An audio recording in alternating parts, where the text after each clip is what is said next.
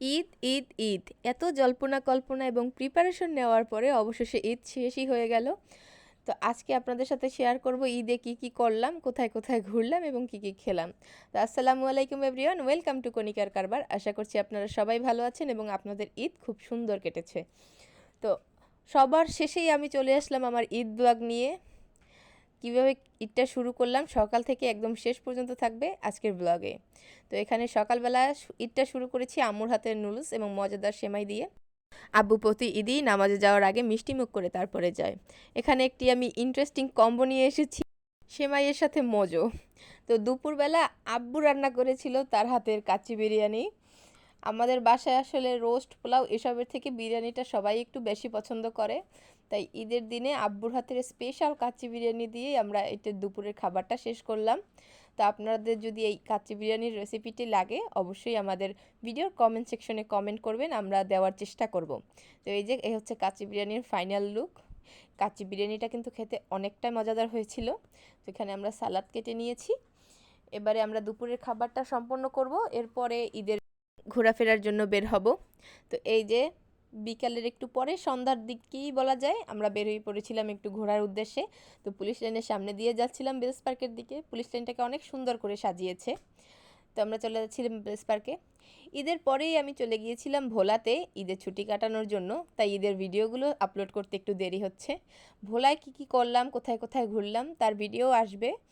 আমাদের পেজটির সাথে থাকবেন, আমাদের পেজটিকে ফলো করবেন এবং আমাদের ইউটিউব চ্যানেলটিকে সাবস্ক্রাইব করবেন। প্রথমেই চলে এসেছি বেলস পার্কে। এসে তো দেখি বেলস পার্ক পুরো জনসমুদ্র হয়ে গিয়েছে, হাজার হাজার মানুষ এখানে আসছে ঈদের ঘোরাঘুরি করার জন্য। এখানে একটি ঘোড়া ছিল, প্রায় প্রত্যেকটি বাচ্চাই এই ঘোড়ার পিঠে উঠে ছবি তুলছিল, দেখতে খুবই মজা লাগছিল। তো আমরা ঘুরে ফিরে দেখছিলাম, আসলে দেখার কিছুই নেই, শুধু মানুষ আর মানুষ। তো মানুষদেরকে একটু ভালোভাবে দেখার জন্য আমরা উঠে গিয়েছি মুক্ত মঞ্চের উপরে। এখান থেকে দেখছিলাম যে কত মানুষ আসলে বেলস পার্কে এসেছে। মনে হচ্ছিল বরিশালে আসলে কেউই মনে হয় বাকি নাই বাসায়, সবাই চলে এসেছে ঘোরার উদ্দেশ্যে। এখানে আরও একটি ঘোড়া ছিল। তো বেলস পার্কে কিছুক্ষণ ঘোরাফেরা করার পরে আমাদের আসলে তেমন একটা ভালো লাগেনি, শুধু মানুষ আর মানুষ। তারপর চলে গিয়েছিলাম 30 গোডাউনে।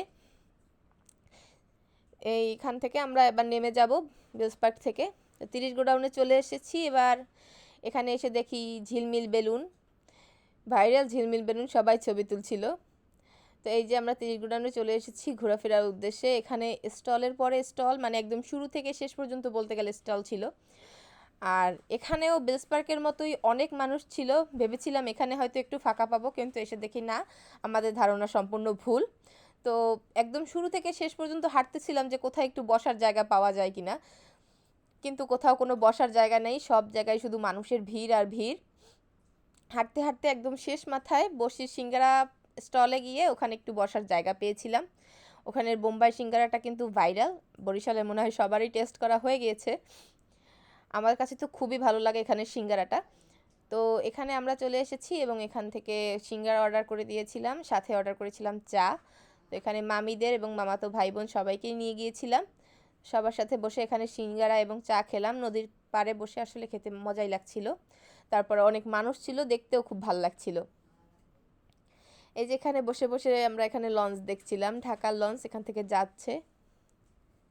আমাদের চ্যানেলটির সাথে থাকবেন, আমাদের পেজটিকে কিন্তু অবশ্যই ফলো করবেন এবং ভিডিওগুলোকে লাইক, কমেন্ট এবং শেয়ার করবেন। তো এখান থেকে আমরা আরও কিছুক্ষণ হাঁটাহাঁটি করলাম, এরপরে চলে গিয়েছিলাম 30 গোডাউনের মেলায়। এটা হচ্ছে 30 গোডাউনের পাশে একটি সেলফি রোড হয়েছে, ওই রোডের এই পাশে হচ্ছে মেলাটা হচ্ছে।